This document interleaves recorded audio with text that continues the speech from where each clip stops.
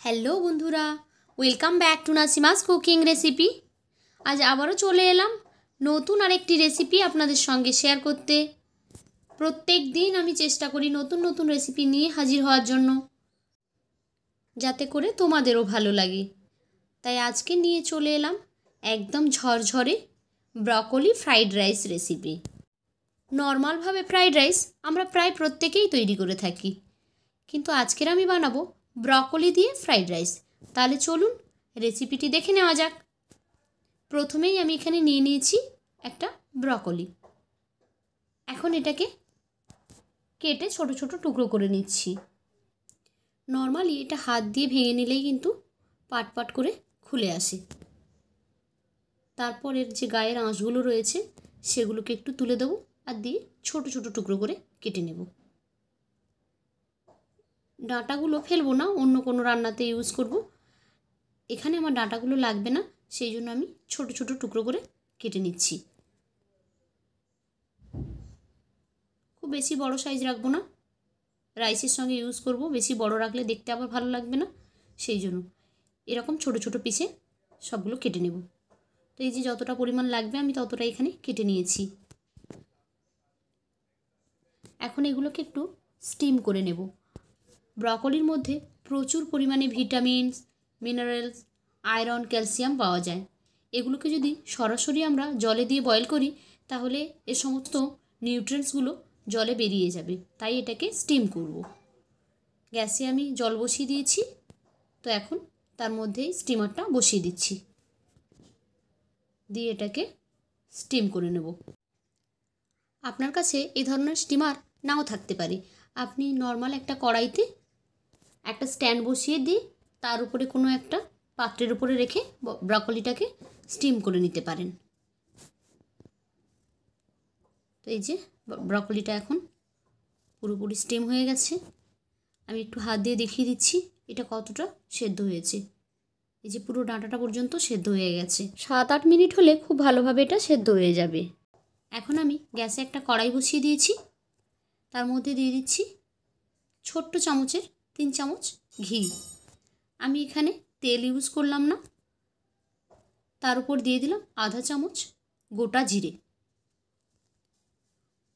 গোটা জিরাটা ঘিয়ের সঙ্গে একটু নাড়াচাড়া করে নেব। যখন এটা একটু ফ্রাই হয়ে যাবে তখন এর মধ্যে আমি দিয়ে দিচ্ছি লাল, সবুজ ও হলুদ ক্যাপসিকামের কুচি। ক্যাপসিকামগুলোকে আমি একটু বড় বড় সাইজ করে কেটেছি। তার সঙ্গে দিয়ে দিলাম কাঁচা মটর অল্প। ক্যাপসিকামগুলোকে সরু করে কাটলাম না, যেহেতু ব্রকলি দিচ্ছি, ব্রকলির সাইজটা একটু বড়, সেই তার সঙ্গে সামঞ্জস্য রেখে আমি এখানে ক্যাপসিকামগুলো কেটেছি। দিয়ে দিলাম স্বাদ অনুযায়ী লবণ আর দিলাম 1 চামচ চিনি। চিনিটা দেওয়ার পরে খুব ভালোভাবে এটাকে একটু নাড়িয়ে চাড়িয়ে কিছুক্ষণ ফ্রাই করে নিচ্ছি, যতক্ষণে ভেজিটেবলসগুলো একটু সফট হয়ে যায়। আর এখানে আমি ভাতটা আগেই রান্না করে নিয়েছি। ভাতটা আমি দেখালাম না এখানে ভিডিওতে, তাহলে অনেকটা বড় হয়ে যাবে ভিডিও। যখনই আপনারা ভাতটা রান্না করবেন তখন কিন্তু রান্না করার পরে একটা বড় জায়গায় ছড়িয়ে দেবেন, তাহলে ভাতগুলো একদম ঝরঝরে থাকবে আর জড়িয়ে যাবে না। ততক্ষণে আমার এখানে ভেজিটেবলসগুলো ফ্রাই হয়ে গেছে। আর আগে থেকে স্টিম করা ছিল ব্রকলি, সেটাও এখানে দিয়ে দিলাম। দিয়ে অল্প একটু সময় নাড়াচাড়া করে নেব, খুব বেশি সময় এটাকে ফ্রাই করব না। তাছাড়া এখানে ক্যাপসিকামগুলো যতটা ক্রাঞ্চি থাকবে খেতে কিন্তু তত বেশি ভালো লাগবে, তাই একেবারে সেদ্ধ করলাম না।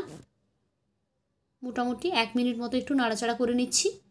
তার মধ্যে দিয়ে দিলাম আমি এখানে 1 টেবিল চামচ পরিমাণ গোলমরিচের গুঁড়ো। যে যেমন ঝাল খেতে চান আপনারা এখানে কাঁচা লঙ্কার কুচিও ব্যবহার করতে পারেন। এখন যে রাইসটা আমরা আগে থেকে রেডি করে রেখেছিলাম সেটাকেই এর মধ্যে দিয়ে দিচ্ছি। ভাতটা রান্না করার সময় আমি পরিমাণ মতো লবণ আর অল্প একটু চিনি দিয়ে রান্না করেছিলাম, সেই জন্য এখানে খুব বেশি আমি লবণ ইউজ করিনি। আপনারা কিন্তু অবশ্যই এটা খেয়াল করে দেবেন। যদি ভাতে লবণ দিয়ে থাকেন তাহলে ভেজিটেবলসে একটু কম লবণ দেবেন, নাহলে আবার বেশি লবণ হলে খেতে ভালো লাগবে না, স্বাদটাই একদম খারাপ হয়ে যাবে তাহলে। এখন সমস্ত ভেজিটেবলস আর রাইসটাকে একটা স্প্যাচুলা দিয়ে নেড়ে আমি একসঙ্গে মিক্স করে নিচ্ছি। তাহলে বুঝতেই পারলেন ব্রকলি ফ্রাইড রাইস বানানো কতটা ইজি। আর ভাতগুলো একদম ঝরঝরে হয়েছে। তাহলে অবশ্যই একবার বাড়িতে ট্রাই করবেন। আর আমার রেসিপিটি কেমন লাগলো কমেন্ট করে জানাবেন। যদি ভালো লেগে থাকে তাহলে একটা লাইক করে দেবেন।